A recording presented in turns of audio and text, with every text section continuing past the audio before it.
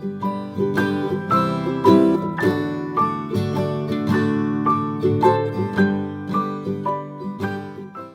guys, I'm Sneha and you are watching my channel Book Junction. Welcome to today's video. So in today's video, I'm going to review the book Karma, A Yogi's Guide to Crafting Your Destiny by Sadhguru. I think this book is easily one of the most interesting books that I read in 2021, and I think that this book will help so many people out there. So Sadhguru starts the book by talking about how people misinterpret the word karma, and we all use this word somewhere or the other. So karma has become a global phenomena. So the term karma has found its way into the vocabulary of so many people around the world, irrespective of their language. So when we talk about karma, we kind of think that it's like a balance sheet. If someone does something bad to you, then definitely something bad is going to happen to them. That's how karma works. It's like a reward and punishment thing.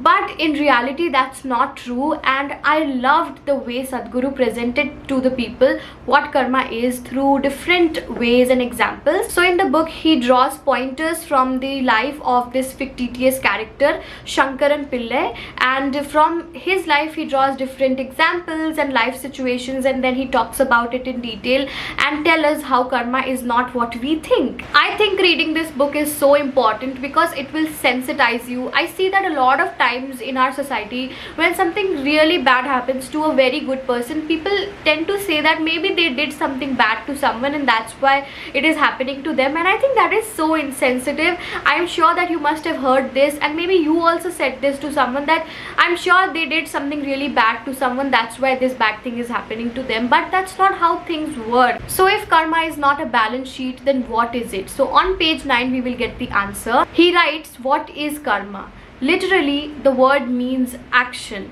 Unfortunately, most people have understood action in terms of good and bad deeds. They see karma as a balance sheet of merits and demerits, virtues and sins, a life audit of sorts. He goes on to write, in actual fact, karma has nothing to do with reward and punishment.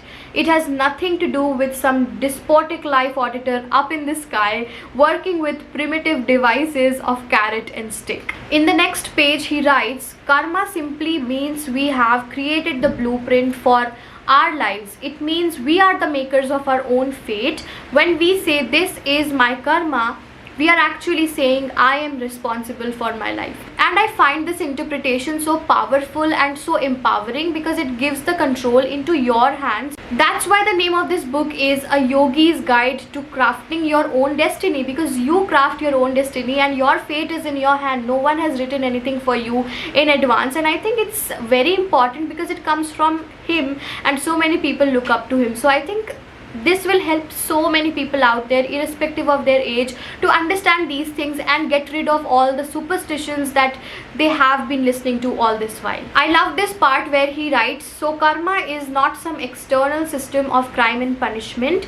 It is an internal cycle generated by you. These patterns are not oppressing you from without but from within. So the word pattern is very important over here because over our lifetime we build a lot of patterns, and sometimes we are just stuck in those patterns, and that's why we get the same kind of experiences, and we think that maybe it's because of karma, maybe it's because we did something in our previous birth, that's why we are getting this in this life.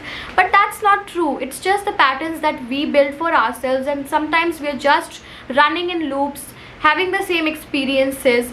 So until and unless we work on ourselves, I really don't think we will come out of that loop and come out of that pattern. So we won't be able to write our own fate. We won't be able to take control of our karma. Now there is this chapter in this book called Karma as Memory, and I think this one chapter is enough to clear your concepts around karma. So I will just read out some lines from this chapter because I think it's just so powerful. So he writes, you believe you are an individual because your memory tells you that this is who you are.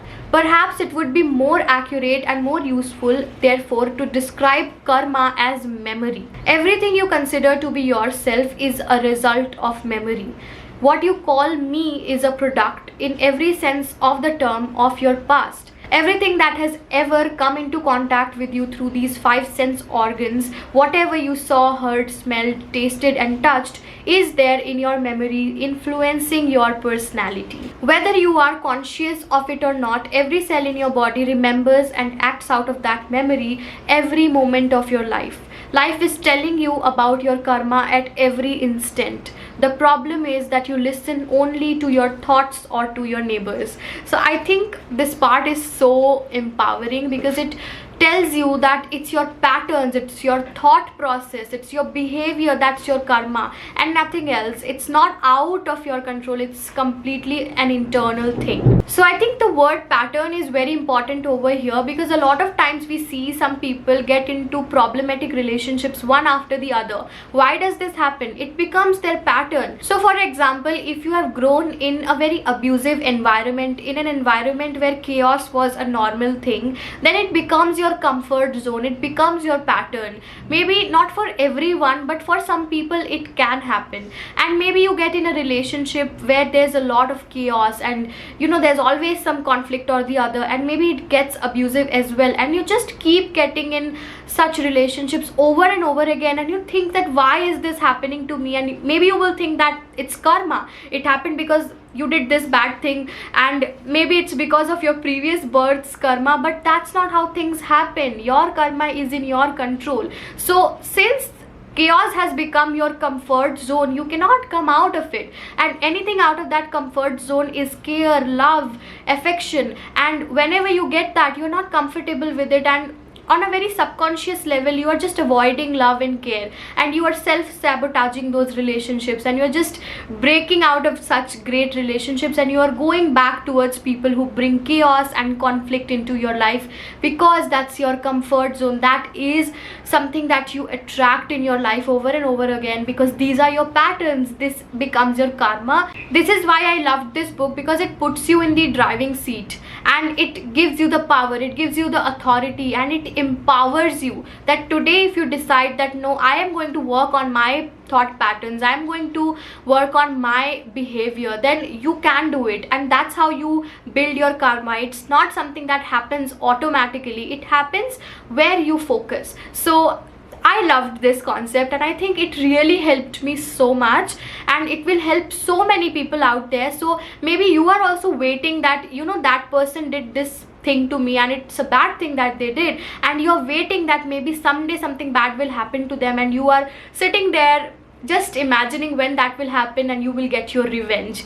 But I think it's such a bad feeling because you are holding on to anger, you are holding on to revenge, which is eating you up, and it's becoming your karma. Whatever happens to that person is completely their karma, and they are going to build it with their own thought patterns.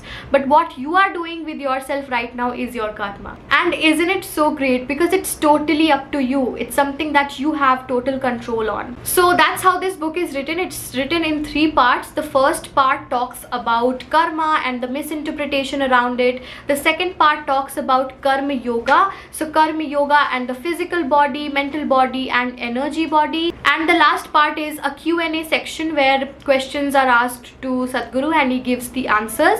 So this book is definitely a must read. I think it will help you so much with so many things. Also, I think the writing in this book is way simpler from his book Inner Engineering. I have reviewed that book as well. You can definitely watch that review. I think the writing in Inner Engineering was very advanced, but in this book he has simplified it a lot. The writing is way simpler. Of course, there are some words that are a little advanced, but overall the writing is very simple. A lot of times when you have read an author's previous works, you are concerned whether the new book will be as good or not. So if you have read his previous books, then let me tell you that this one is one of the best. Like, in my opinion, it's the best book so far, and I think it's a must read. It's not a typical self-help book, it's not even a spiritual book. It's just so practical and it's so rational that I think everyone is going to enjoy this book. So yes, I highly recommend this book. I think it's a must read. I think you will definitely enjoy it,